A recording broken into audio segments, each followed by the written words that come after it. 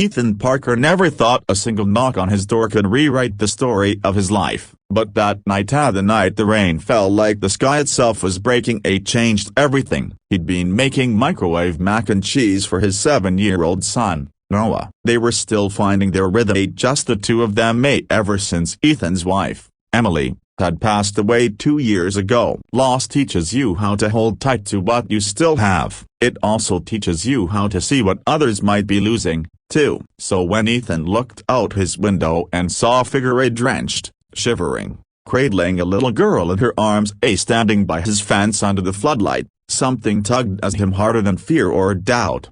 He didn't hesitate. He grabbed his old army green raincoat, slipped on his boots, and stepped outside. "Hey, you okay?"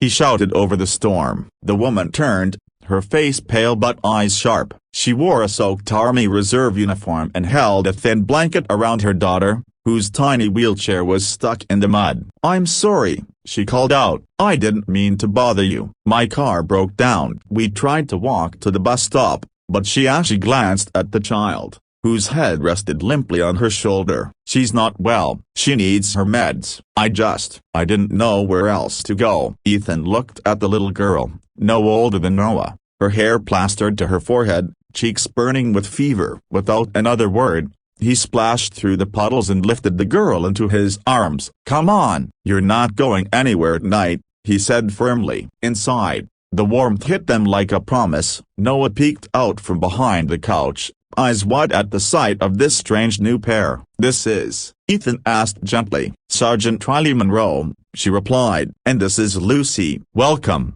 Ethan said, catching her gaze. "You're safe here."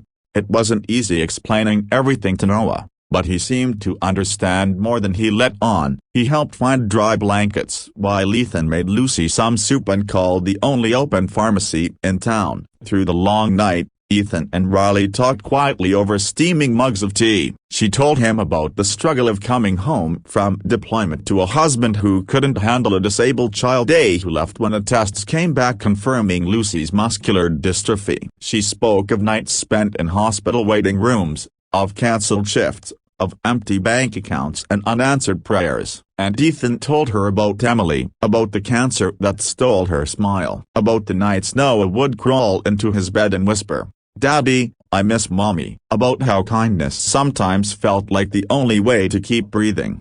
When the rain stopped just before dawn, they thought maybe the worst was behind them. But that's when the knock came, 3 sharp raps at the door that startled them both. Ethan opened it to find a man in uniform, not military, but law enforcement, standing on the porch. "Mr. Parker?"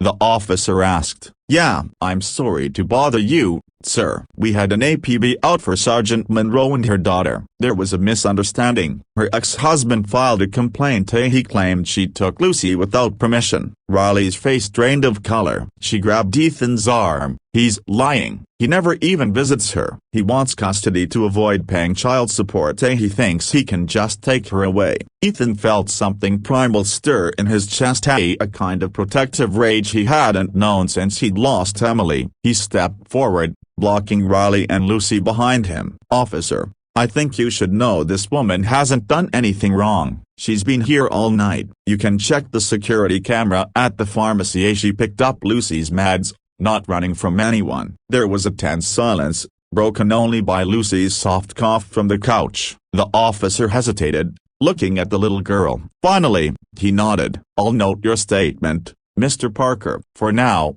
they're free to stay." "I'm sorry for the trouble." When the door closed, Riley fell to her knees, sobbing into her hands. Ethan knelt beside her and took her hand in his. "You're safe," he said again, voice steady as a promise. "You're not alone anymore."